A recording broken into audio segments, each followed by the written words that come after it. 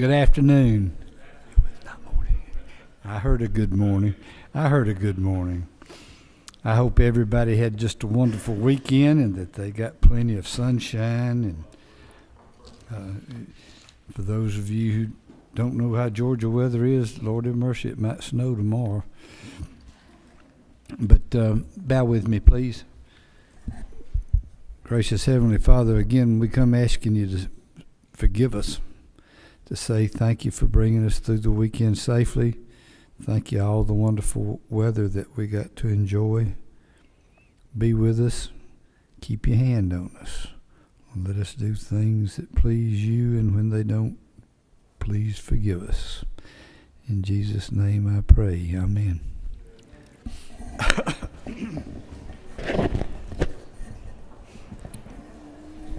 We are honored in the Rules Committee to have at least 2 decent senators come over. There ain't but 4, so y'all are in pretty good condition.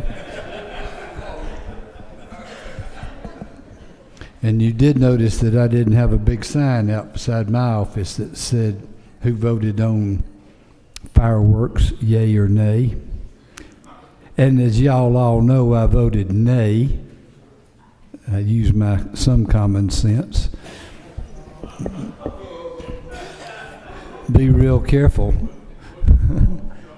Yeah, what happened to you? Oh, nothing, is fireworks. But if you will notice on Mr. Mullis's wonderful tablet that he's got out there, if you see it written in green, it's probably by me. That doesn't mean everybody go get a green pen and start doing graffiti around here. But beside my no is the wonderful chairman of the conference committee. Boy, that thing's going to have a hard time in conference, I'll let you know. Y'all send word, that's going to be a battle. But we're glad that y'all had at least had enough sense to get your bills, even though one of them's kind of suspect, to get them out of committee and over here so that we might have something to do Monday or Tuesday. We would pass bills out except for the fact we don't have any. So when he says we're not passing any bills, you be sure and send the message, he ain't got any to pass. All right, Senator Burke, y'all be nice to him. He's still fairly new. Is this Doctor Day at the Senate? What are y'all doing? Y'all gonna come over here and take care of us? Mr. Chairman, it's whatever day you want it to be. See, old Dean, he's picking up on this stuff. Thank you, Mr. Chairman, members of the committee. I'm bringing forward Senate Bill 51, which is a mirror to House Bill 195, which allows the state to provide biosimilar drugs as they are approved by the FDA to the citizens of our state. I'll be glad to answer any questions if anyone has any.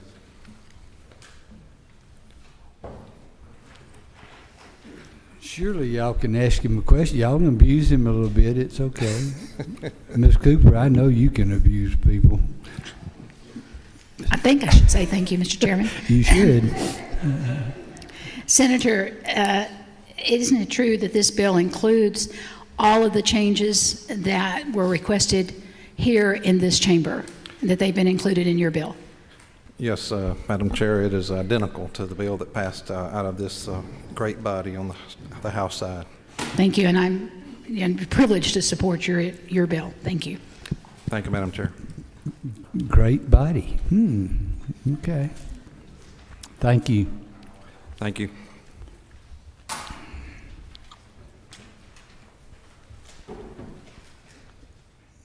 Well, good doctor. How is it over on the other side with the ruling elite of this building? Certainly not as good as it was over here. That's there for sure. You go. See. Thank you, Mr. Chairman. I'm here to present Senate Bill 101. It is to reestablish the 25-foot marsh buffer. Originally, The marsh buffer was based on a memo that was handed down by the EPD, and that was challenged. There is no marsh buffer in the state of Georgia now. And this reestablishes that. It also gives variances or exceptions to what can be done in the marsh, which gives the DNR the ability to enact rules and regulations relating to the marsh buffer. We've worked with all sides on this, had multiple meetings till we are to the point where we are now. I'll be happy to answer any questions. Mr. Willard. Thank you, Doctor.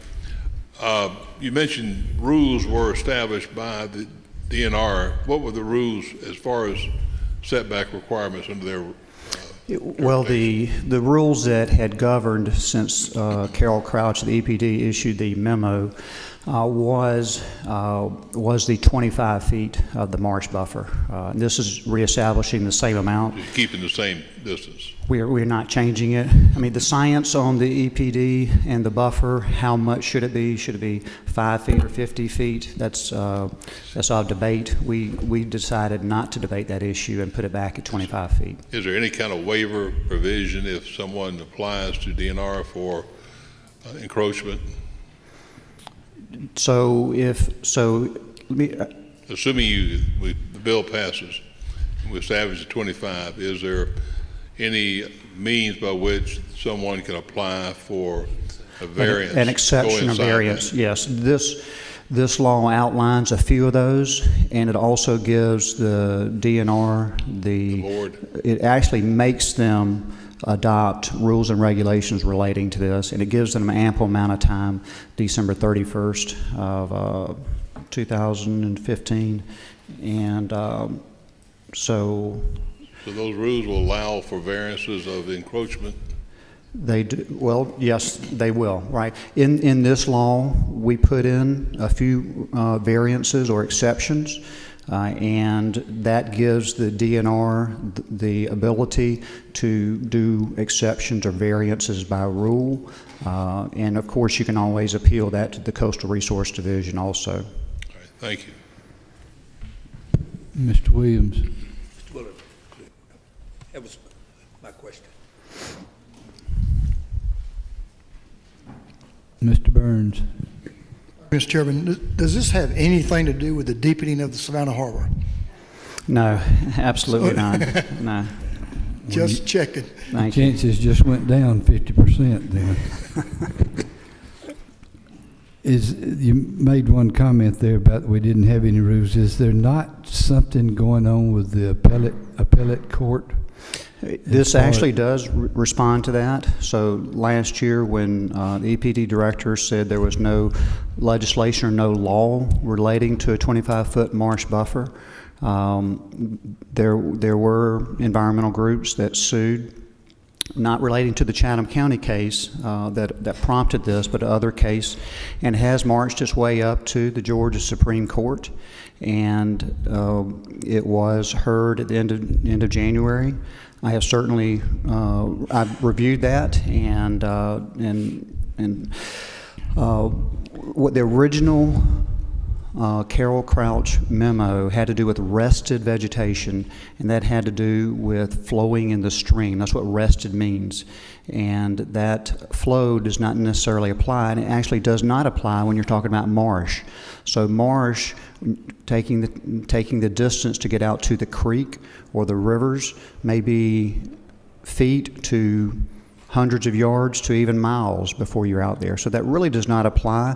So the Georgia Supreme Court hopefully will have an answer from us, and will establish this in law relating to this. But if the Supreme Court agrees with the appellate court, does that not make that our rule? It would establish, well, the appellate court, my understanding is that, so the EPD said there is no marsh buffer, and it was sued to say that that the law did recognize marsh buffer relating to North Georgia streams, rules, and regulations. So and that's where it has marched to. So they could rule that yes, rested vegetation does apply to the marshes, or they could rule that rested vegetation does not apply and there is no legislation. The Attorney General, his office did not feel as if rested vegetation applied to the coast, and neither did the EPD lawyer, Mary Walker, and neither did the lawyer, Judd Turner, who is the EPD director. Ms. Smith. Thank you, Mr. Chairman, and to the author of the bill. Welcome back to the good side over here. Thank you. Good to be here. The trying to address the concern of if the DNR board approved any types of variances or waivers on the 25-foot buffer, this bill, in several sections of the bill, always has directed language to the DNR, provided, however, that adequate erosion control measures are incorporated to the project plans and specifications of such measures are fully implemented. In other words, it appears in several times it's almost like 1/5 of the bill each time that qualifier is put in there. So it's not a open season on your marsh buffers, and I think that's part of the confusion that is going on. And then secondly, if I may, Mr. Chair, is that we have the freshwater buffers, which is a law we understand for the land of the state of Georgia. It is confusing when we get to the marsh land, and if this bill passes, it does become the law for our body and for our state. Thank you, Mr. Chairman. Mr. Setzler.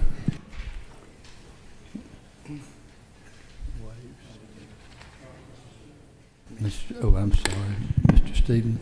I want to make sure we're clear, Mr. Chairman. This bill is squarely on soil and sedimentation, not on the shoreline protection or on the Marsh Protection Act. Is that not true? That is absolutely true. It has to do with erosion and sedimentation only. Mr. Rice.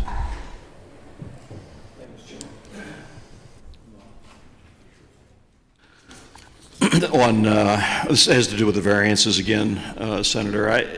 The definition on 74 and on 76 of minimal impact and adequate erosion control measures, I assume that you're leaving that to the DNR board and its rules and regulations to define the terms minimal impact and adequate erosion control. Right. We try to define, and we were actually asked to define many terms here in the bill, but some of that will be left to the rules and regulations of the DNR board. Who gets to decide minimal impact then? Well, ultimately the DNR board, and certainly, if we need to fix any of those rules and regulations, we've committed to come back, at a later date and address those concerns. It's sort of the debate, that we have here in the legislature. How much do we put into law, and how much do we allow the boards and to do the rules and regulations? I think we've had a good balance here.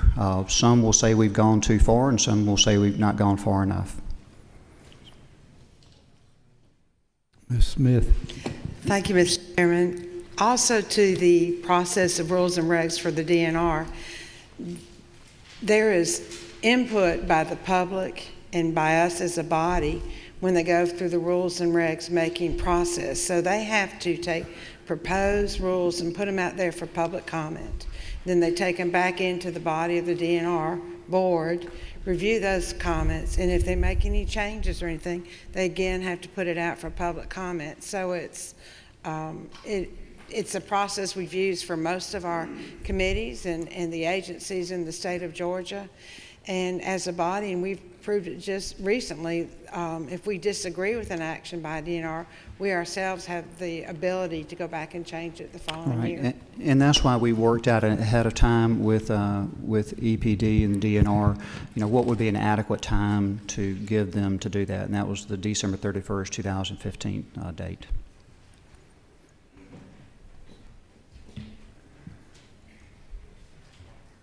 Mr. Rogers. Thank you, Mr. Chairman. Senator, Doctor, when you in the House. Did you introduce this bill when you were in the House? No, this came about from a Chatham County case that was about 1.5 years, 2 years ago, and it really did not happen until we were out of session last year. Okay. So on Earth Day last year, April 22nd, that's when Judd Turner, the EPD director, said there was no law establishing a 25-foot marsh buffer, and that's what this bill does, is reestablishes that. Okay. Chairman, if I can ask one more question. If there is an encroachment, and I assume that'll be on the rules and regs, do you have any idea what the fine would be if there's an encroachment on the buffer? I do not. I don't know the numbers on that. Madam Chair, Natural Resources may have to answer that. I know what they are up in North Georgia. I didn't know what they'd be on the coast. So, thank you.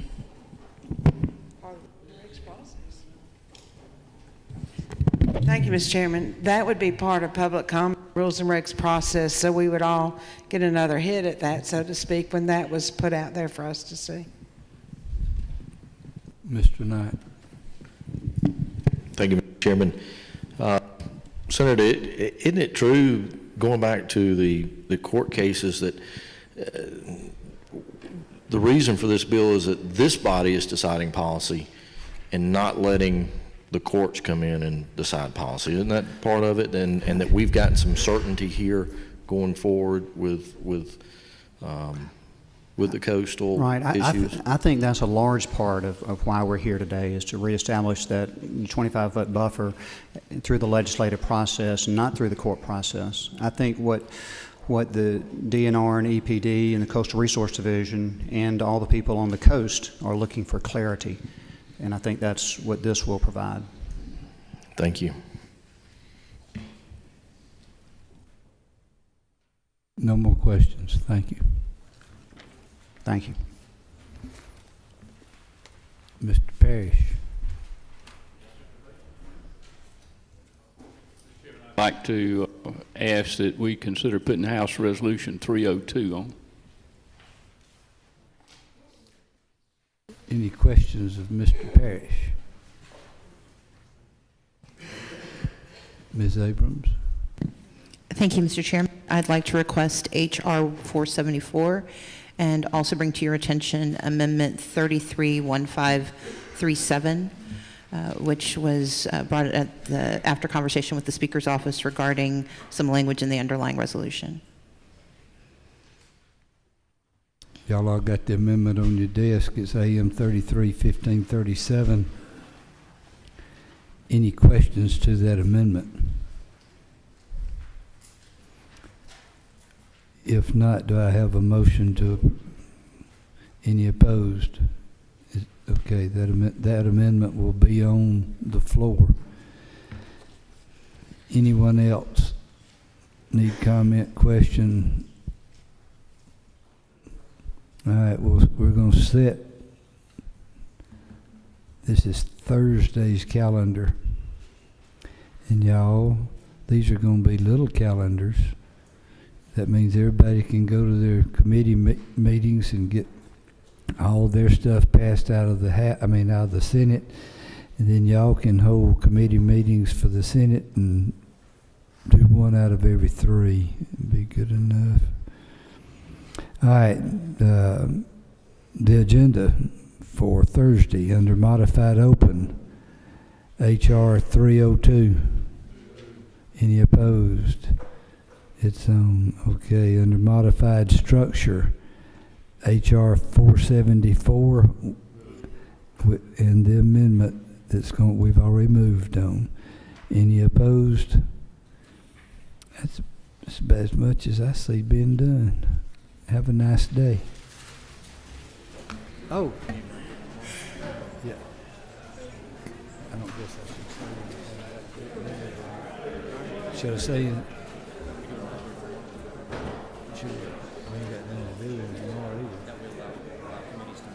Everybody, hold on a second. Hold on.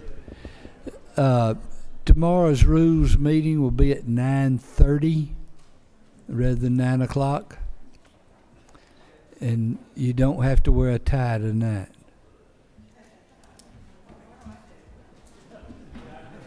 You got to wear a tie.